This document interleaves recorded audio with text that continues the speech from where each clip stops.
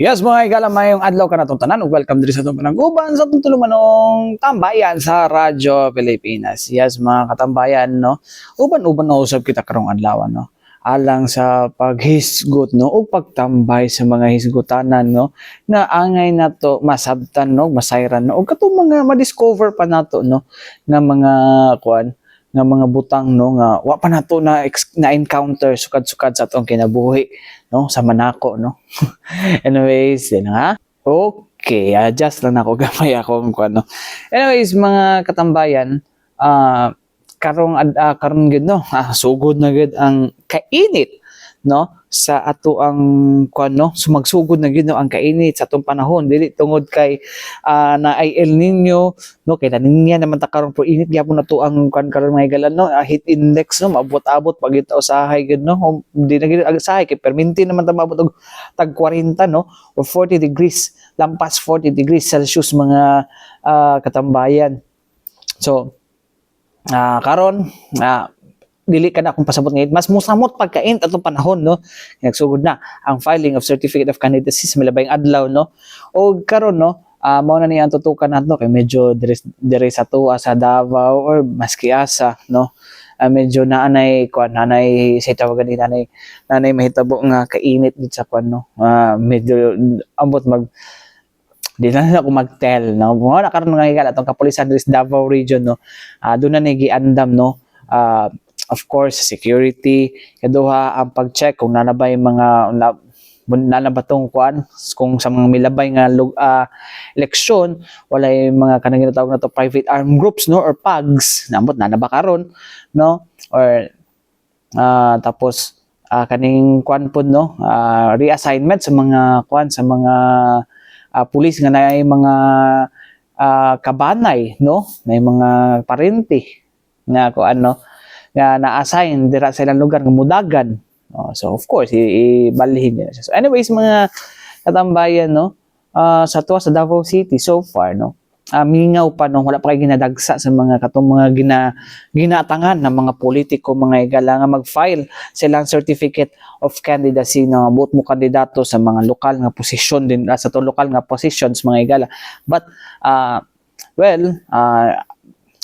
based sa trend no sa mga milabayng election na gina sila sa second to the last, third to the last mo di ba? Mo man ilahang ilahang practice na sa unang sa base akong naabtan no na nilang practice no. So far ang prominent pa lang isang apo pa lang ni kanhi Pangulong Rodrigo Duterte na si Rigo Duterte, ang anak ni Congressman Paulo Duterte mga higala ang nag-file o certificate of candidacy nga kinsa magpapiling konsehal sa unang distrito. Mo na ang una pang ni-file no under so hugpong sa taong lungsod mga anyways diri sa tuwa sa kuan dito sa kuan nag-file na no nag-file na si Samati, nag-file na si Mayor Michelle Rabat no atbang kang kuan former Congressman Mayo Almario mga higala. Kisa pa ba yung mga kuan o wala o pa mo kabalo kung unsa pa kinsa pa nagkuan no wala kay balita dito sa kuan pero mingaw pa so far mingaw pa mga katambayan no. Anyways ato ang paminawon no karon takna no ang mga pagpangandam no nga ginabuhat karon sa ato ang Police Regional Office 11 mga katambayan no pinaagi sa ato sa ilahang tigpamaba no o spokesperson nga si Major Catherine De La Rey mga katambayan. Paminawon nato patawag evaluation if naabay mga private armed groups nga nagalihok diri sa especially nga sugod na ang filing of candidacy. Yes sir, Armando, isa na sa ato ang ginahimo na assessment kung naabay private armed groups and then kung naabay additional threat from CTGs. Okay, although ang Region 11 insurgency free naman ta, pero napamagod gyapon tay mga silingan nga dili pa. So isa na sa to ang gina-assess and then gina-assess pa pud karon kung naabay areas of concern during karon nga election. Pero so far since kagahapon sa filing sa COC nag-monitor man jud no walay any election related incidents pa ang nahitabo sa diha sa mga Commonwealth offices diha sa Magsaysay o sa mga probinsya So far, peaceful man ang nahimong pag-file sa mga mudaganay karong eleksyon. Right now, ma'am, based on historical data, ma'am, di ba last time, I think barangay election is isa na sa nahimong hotspot ang Davao del Sur, pero ang napatyan is Davao de Oro. Right naman, kumusta ba inyong series of kanang meetings, ma'am, to assess this? O kung naa na ba? Sama sa kung ikuan ka ganina, wala pa naka-meeting ang RJSCC or ang Regional Joint Security and Control Center. So, wala pa nag-meeting, pero nag-monitor na ta sa whole Davao Region sa mga starting sa pag-file sa COC o update na lang po like sa side sa PNP katong mga personnel na naay pamilya or relatives or kanang up to 4th degree of affinity and consanguinity, di-reassign na sila sa naayang area. Kay dili man na siya pwede nga basig ma-influence ang ilahang area kay namudagan nila nga relatibo ka ila. Mga pila po kaya, ma'am? Kuya ko nahatag pa karon sa imuhang exact number. Pero before pa, sa October 1, nag-reassign na ta. So, nana sila sa laing units. Nama sila unit. Mahaman ng election, pwede na po sila ibalik. Okay. Lasa lang, ma'am, sa katong God kaning election of areas of concern nato. Same mahimo ba tong basis sa pag-declare as was ani nga lugar to nahitabo the past 2 elections? Yes, isa na siya sa criteria. Tan-awang pag-pass to elections. And then katong hang dimension nga sa Davao del Sur, na atay na ihimo ng kategory that time, pero dili man siya hotspot. Ayun sa concern lang. Pero may nahitabo sa Davao de Oro, isa ko po gihapon siya sa i-consider. Kaya dili man sa gud nato makontrol no kung unsa man galing ang buhaton sa mga nidaganay mo nang naga-coordinate pud ta sa laing mga agencies and mga stakeholders na ma-ensure nato nga mamahimong peaceful ang paghimuong midterm national election sa Davao Region. So, partner na mo ang Coast Guard ug ang Armed Forces of the Philippines and other law enforcement agencies. Review na lang, ma'am, unsa ang buhaton ng pagmabutang sila sa areas of election areas of concern sa RGSCC. Oo. Pag butang siya sa isa sa mga areas of concern, mas nakatutok ko dito. And then, during sa election day, mas dako atong hatag na personnel dito, na deployment. Okay, thank you po, ma'am. Makonsider siya na hotspot. Kung sa previous election, daghang nahitabo na election-related na mga incidents. So, mga by category, mampugod na siya. Plus, yung mga threat from other forces and kung naabay kanang private armed groups ang diha na area. So, later, para makompleto na ako akong mahatag, pag naan na itong listahan, kung naabay yung areas of concern sa Davao Region, ihatag na ko sa inyo ang mga details. Pero, so far, sa mga previous elections na to, walay hotspot ang Davao Region. Okay. Unsa ba ma-considered, ma'am, nga kani siya nga incident like part like election related siya? Like specifically, ma'am, like unsa ang example ana, ma'am, nga incident? So, mahulog na siya na election na related kung ang victim, isa sa mga criteria, kung ang victim is nidagan sa isa ka posisyon sa isang posisyon sa kaning election, and then during sa investigation, nasulta jud na tungod sa away sa politika mo hinungdan nga gipatay siya. Pero kung masulta during sa investigation na dili related sa politika ang papagkatay sa iyaha, dili ko nato siya makonsider na election related incident. So, magdepende gihapon na siya, Sir Ken, sa mahimong gawas sa investigasyon kung election-related ba yun siya or dili. So sa previous na elections, ma'am, unsa ba ng mga provinces or city ang atong na-considered na hotspot? Like I've said, sa two previous elections, walay hotspot ang Davao Region. May other question, ma'am. Bali, nag-request na ba ang ubang mga kasiklit nato ng mga lugar, ma'am, like sa farm, kung nag-request ba sila og additional na personnel sa ilaha coming from Pro 11? As of now, wala pa tayo na-receive na any request for that. Pero appeal sa ato ang ginahimo para sa national election is nag-request ta og training from the COMELEC just in case na mahimong part sa electoral board ang ato ang mga PNP personnel. Kung wala man sa pagbuta kabalo no, kung say mahimong dagan sa election sa tuwa diri og sa BARM, para ready ta anytime kung i-augment manggaling. So, mo to mga igalano, ang pahayag ni Major Catherine Dalare mga igalano. So far, monitoring pa lang sa, no? Pero monitoring pa lang sa good ang ilang gibuhat, no? But wala pa man nag-meet ang katong ginatawag natong RJSCC o katong Regional Joint Security GSCC, RJSCC. Security Coordinating Council. Mo na siya. Abot, tama ba to? No, mabutok ba to?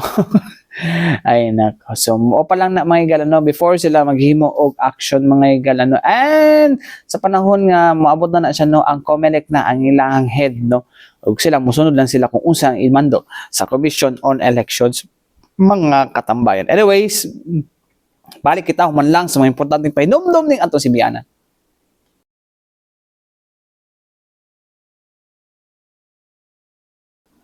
Balik kita mga igala din sa itong panag-uban sa itong tulumanong Tambayan sa Radyo Pilipinas. Anyways, mga katambayan, no, Miyerkules, no, nagipagawas nga picture, no, or photo ang ato ang Philippine Eagle Foundation, mga igala, no, nga katong after 3 months, no, nagibuyan nila, nakita na nila balik si Carlito dito sa si Carlito to, Philippine Eagle Carlito, mga igala, no. Aron sa human atong 3 ka bulan dito sa Kalasangan sa Leyte. Well, dahil nalipay kay, di ba, after pila ka bulan na to, before nakita ni balik si Carlito, the past few days, nakita to si Uswag, katong kasabayan niya nga nagkuan, kasabayan niya nga naggibuhian dito sa Leyte. Nalumos man to, kay mag-ambot kung necropsy, tama ba na, ano? Record, no, nalumos dito siya, siguro di kabalo, wala dili pa siya kabalo kay mulupad, or wala bang pag-iingon pod nga di baril to. Abot, tama ba ko kung di baril ba? So mao to ang nahitabo mga igala. So lipay kayo ang mga taga Philippine, of course, no, taga Philippine Eagle Foundation kay ba itong yatiman ba ya, no? But anyways, may gala, no, last time, no, to lecture last September 30, tama kung ako nagkamali, September 30, no, join ta ni mga igala, no, kung unsa ning kon kay nindot siya nga lecture mga igala, no, gusto nako sabayan ko ninyo nga makatuon aning nahigihimong lecture sa usa ka German nga expert pud sa birds of prey mga igala, nung ginatutukan yun nila, isa mo sa mga birds of prey god, kaning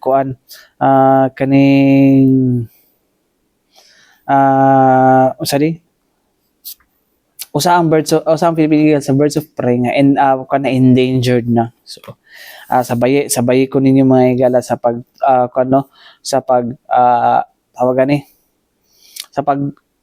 tuon, no, aning pag-release sa mga Raptors mga igala, no, pinaagi ni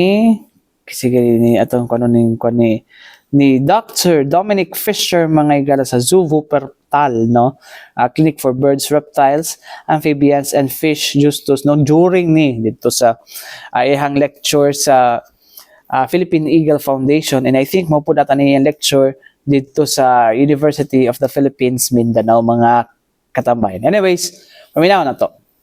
For the release, because you already had some successful releases. But as Jan and myself are both falconers, we also want some falconry techniques for you. So maybe this might be an additional tool that you can adapt that as well. So maybe first to start to explain a little bit. So next slide, please. So that's more or less myself now, but it all started very early. Next slide. So that's a part of my parents, and I am a falconer since I'm 4 years old. And therefore, for me, this is already a passion, and I already dreamed about the Philippine eagle before ever I thought that I could drive to the Philippine Islands. So therefore, it is really something that followed me since my childhood. So I'm really pleased and honored to be here. But I want to show you a little bit. Next slide, please. This is the part of my parents, so we already are breeding some of the different raptors. Next slide. And this is where our breeding center is located. So it's like typical German forest, so it's a little bit different to the Philippine forest. Next slide. And then we are doing falconry technique for flight demonstrations, the same as you are doing here. So we are mainly flying American bald eagles there. Next slide. And also this eagle species from South America, so that's a great eagle bubble. Next slide. And we were the first on the world breeding the American bald eagle in 1980. And this was quite a good achievement because 2 years later there was a visit from the American president in Germany. Next slide. And so you may recognize Ronald Reagan. And he was coming to Germany, and our counselors thought it is a good idea to give him a present. So he gave the 2 eagles we bred in that year, he donated to his American president. So 2 American eagles born in Germany were transported with a plane to America, which was quite a nice thing. Next slide.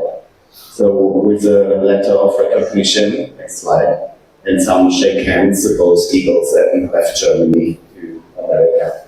Next slide. So I want to speak now about species conservation project, nature protection and rehabilitation, because all has been done here and needs to be done because you have one of the rarest species of raptors in the world. But if we are looking, next slide, there are around 40% of all birds very threatened, so that's in general. Next slide. But looking to raptors, especially birds of prey, we have 18% of them listed by the IUCN Red List, and 52% of all the raptors do have negative decline in their population. And here you see the top 4 of the rarest raptors on Earth, and you recognize that your Philippine eagle is one of them. So therefore, it's really crucial to do their important work and to conserve the species not only now, but also for our children and the generations coming after. Next slide. So there are some techniques which are from Falconry, which are already now very useful, and I don't know if you're aware of that, but you can even repair some feathers. And this is a technique done by Falconry since the medieval times, so that you have here a feather which is broken, but the tip part of the feather is already fitting inside the bird. And then you can repair it by taking a feather from a dead bird or by collecting molting feathers, so feathers which have been regularly changed. And then you can combine them with a piece of wood or with a needle or something and some super glue. And then you can easily use them for repair. Next slide.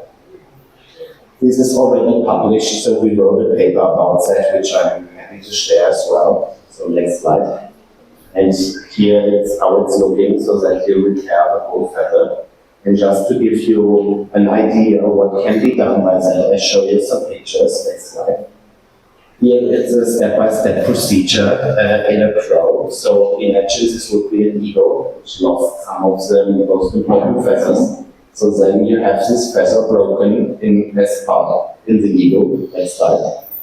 Then you see here you take the feather you collected from the aviary, like the molting feathers. You put there in some splint and some 2-component glue. Next slide.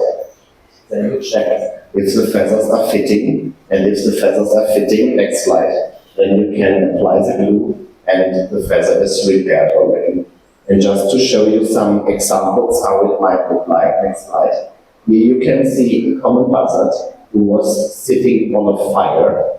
So it was flying through fire, and it was like a very bright wall of fire. It was smoking, directly burned, and he lost nearly all the large feathers. So you can see he was unable to fly. And so in 3 sessions of half an hour, we repaired all the flight feathers, both wings and the tail. And this is the next slide. This is the bird after that. And see, it's really looking, again, healthy, and the bird could be released very fast. Next slide, please. Here is the making of a bird that was brought to us in a cage, in a wired cage. So inside the wired cage, it was breaking all the feathers. Was otherwise healthy, but it was all the feathers damaged. So next slide. So we repaired all feathers. It's how it's the glue is getting dry. Next slide. And here you can see the completely rebuilt feathers. So that's quite a nice technique that can be used from Falconry. Next slide. And here last example from the short. So here all the feathers are repairing in the wing. Next slide. So both wings are already repaired. Just the tail is missing. The next slide. And there the whole bird is, so it's sleeping, it's under anesthesia, it's not dead. Because next slide. I released that bird afterwards, so it was everything nice. Next slide. And last example is an osprey, a species you might know from here as well. So here, the next slide. Here we repair also next one. Here, next slide. Here we repair also both wings, and next slide. We could release that bird. And next one, it's flying quite high and was going towards Africa. That was good. Next one. So the aims for releasing birds to nature, and also when you are aiming to release Philippine eagles, is that these birds need to survive in the wild, because otherwise you won't let them in the nature. Otherwise they are better to kept here, where they get their food and can survive much better. So they need to be able to survive in the wild. That's important. They need to occupy a breeding area so that they get breeding birds, resident birds somewhere, and they need to breed and raise offspring, because otherwise they are not contributing to the population. There are different ways how to release birds. So what I showed you now was the hard release. That means you just let the bird fly and that's it.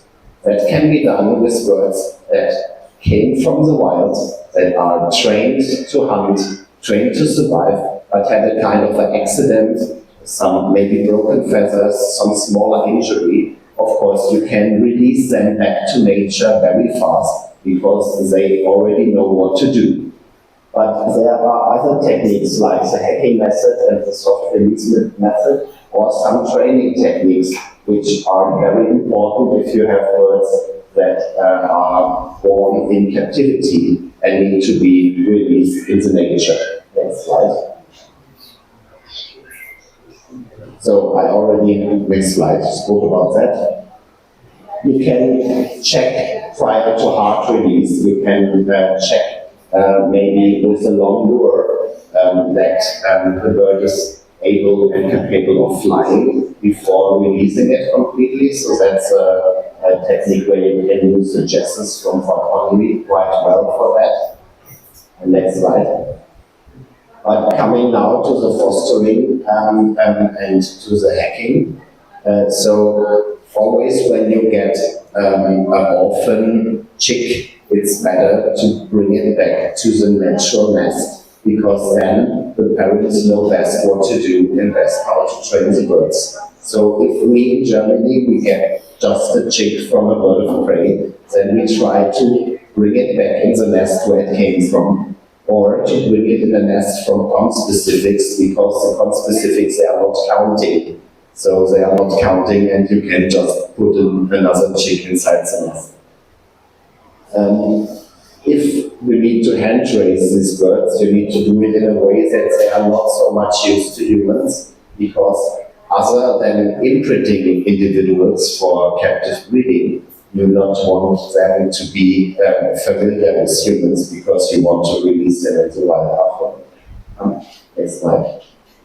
So here's an example from an owl species in Germany. Next slide. So there you can see we use the fire department to help us to reach the nest and to bring them back into the nature. Next slide.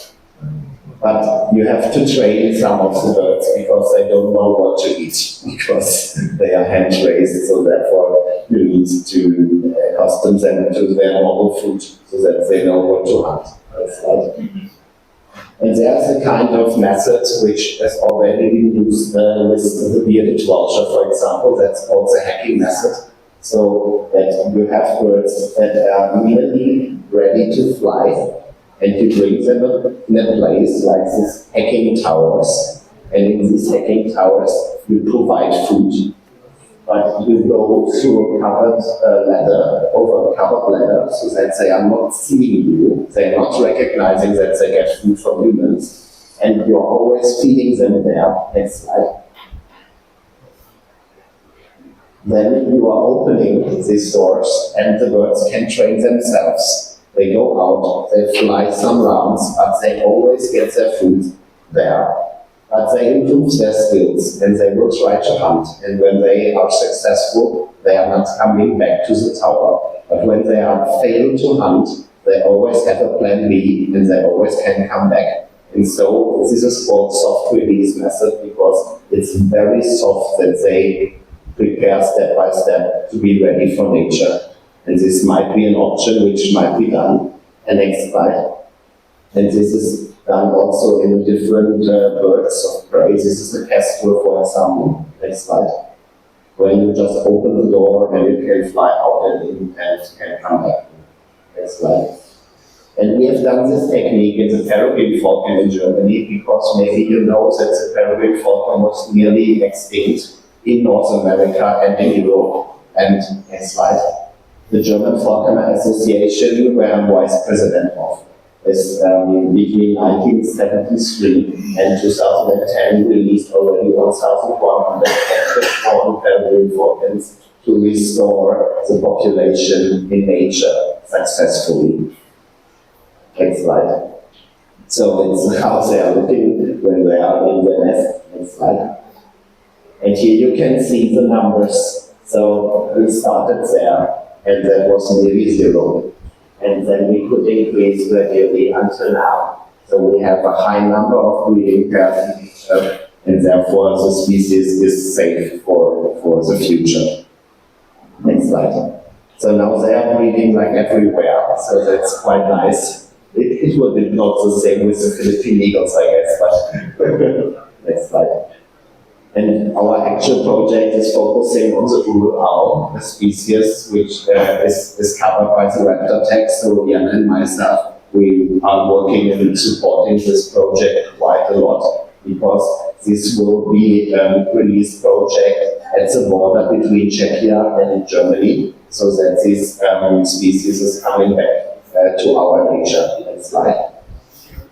So what I said, sometimes you need to train the birds, and so there are, if you have juvenile birds that did not learn what to hunt and how to hunt, and sometimes you have some birds that are undergoing a long surgery, so they have like no muscles left, they cannot really move, they have they need some physiotherapy, for example. And so to rebuild muscles, to give them strength again, and also to train their hunting ability, you can use the falconry training. And in some birds, it's sufficient to have them a proper thick aviary, but in some birds, falconry techniques might be very advisable. Next slide. So, like these large aviaries can be used for some birds of prey. Here are some falcon species that might be useful. But you have to decide which bird of prey we have and where to apply which technique. Next slide.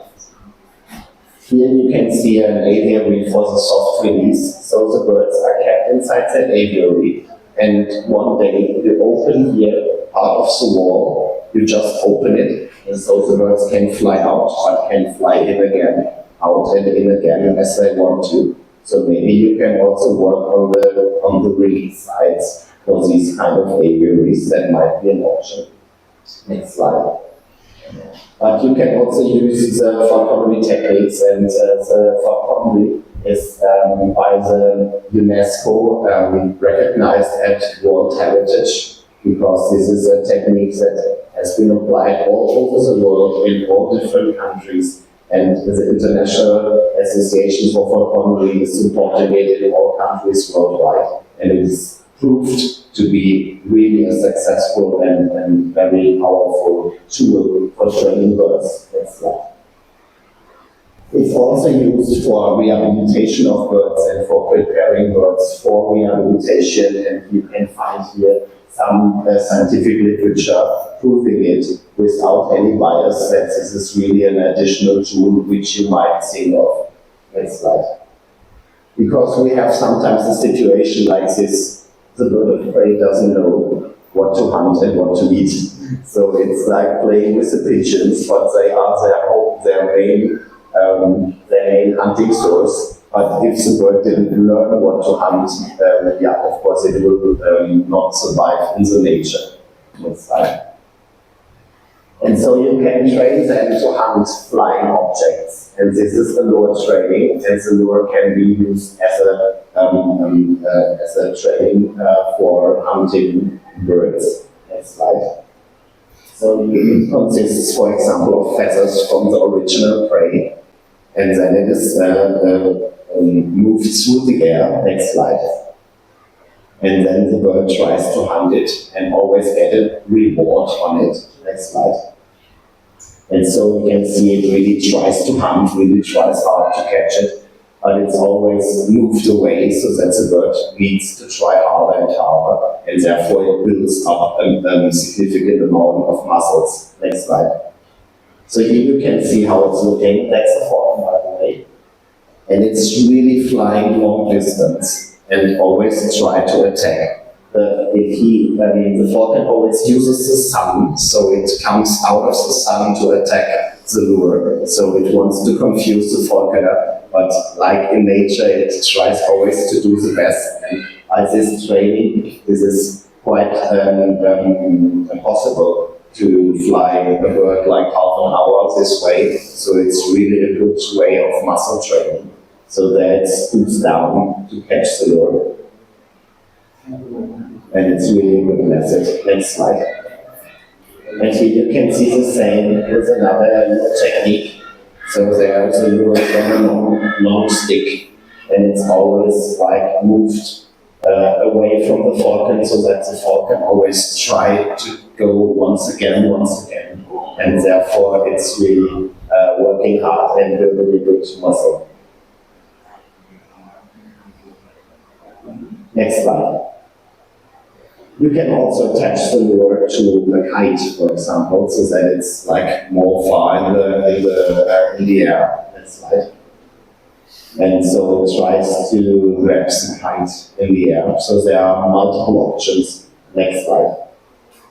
And you can also take a drone, for example, and can work with the drone to attack this. That's a hot shot, by the way. One of the birds' young is flying for hunting. And you see here's a drone, and he really needs to go up to catch it. So that's quite hard work for them. So, and there are even some Raptor crows available. So this is Styrodur, so it's an artificial plastic material with an internal motor. So you can fly this crow. Next slide. So you started here, you have a remote. So one is always playing with the remote and the other one is flying the falcon. Next slide. And you have it also with a gull, so that your falcon is catching the gull. Next slide. And here you see that's a crow, and that's a falcon. And the falcon really tries to get up, and the crow always goes up and up and up. And so it's really hard work for them to get there, but it's a very good training. Next slide. And here you can see when it tries to catch it. So it's really fast, and the drone pilot needs to be very fast. But at the end, check, it got it. So next slide. For the Philippine eagle, of course, we need to do it a little bit different because it's not hunting birds in the air. But you can do these kinds of lures for training. And next slide. And you can also work a little bit on that so that you have moving lures. So maybe it's a little bit fun for you as well. And a good way to train them. Next slide. So I think personally, and I think the youngest agree with me, that this is for the training with falconry technique is a perfect method to control the movement and the flight of your bird in free nature under natural circumstances.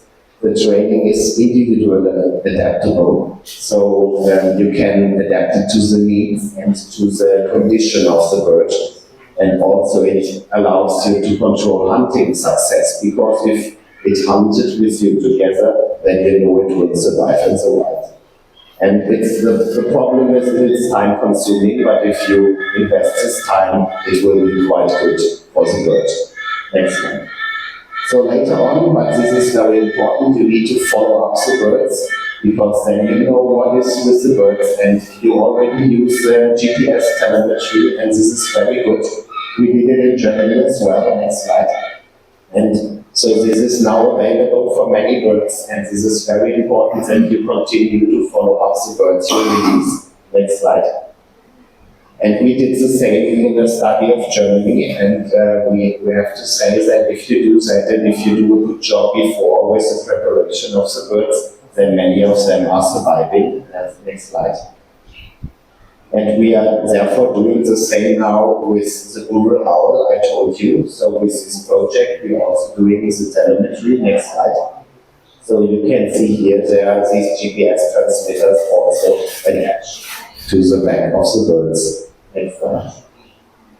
And here's the study underlining a little bit what we said before, that falconry technique might be a very good tool to train the birds. So here you have this study showing that over 50 months monitoring, the birds trained by falconry techniques had a better survival rate. They had a better condition, so better state of nutrition and better body mass. So they increased the body mass instead of losing them. And they had a better training status of the musculature and a higher time of survival. So therefore, I think that might be an additional tool to improve the already very good work of the Philippine Eagle Foundation. Next slide. So that's also my conclusion. If we all work together, if we have a detailed veterinary program, work together with different disciplines, then we can achieve this very good, and then the release of such raptors is most likely successful. And one slide more. And therefore, let's join the forces for nature, and let's join the forces for the Philippine Eagle all together. Thank you. So mo to mga tambayan, no, anyways na si kono Philippine Eagle na ako nga kuan stop toy ako nabalit dito sa Philippine Eagle Foundation, no. Oh, cute siya. Dugay na ako na siya gusto paliton jud. Anyways, mo to no ang lecture ni Dr. Dominic Fisher, mga katambayan, no. And I hope no natin naton actually daghan to medyo na ibang technical, no. Of course, science, no. Para man atong kuan mga guys, para to sa control basi natin makuha, no, if ever na control ay gini ni basi pan mga igal, no, mga kini mga especially if endangered, no. Ato ni is maka-create lang ta og kanang awareness mga igala. Di lang ta dito more on sa technical, no. Okay, lain pud mga igala, dili balance atong dili balance atong ecosystem mga igala, tapos padayon sila nga mawala dire. Magunsa na lang tatanan. Diba? Ano sa tao na lang tanan ang mabuhi dire, no. So di kuan siya, ang kuan ako is wala na ako nagikuan kay para magsunggot kundi mag-create ng tag-awareness mga kuan, no, mga katambayan. Anyways, wala tayo igong oras hangtod sunod po na pod, no, sa tong tulumanong usapan buntag man do usapang agrikultura na dito sa tuang kuan tulumanong Tambayan sa Radyo Pilipinas. May galaw sa ngalan sa Tibok Pwersa. Dadyak sa Alpe Radyo Pilipinas sa Bawa Kinukuban Armando Feniquito. Daghang salamat ug mayong adlaw amping takanunay mga katambayan.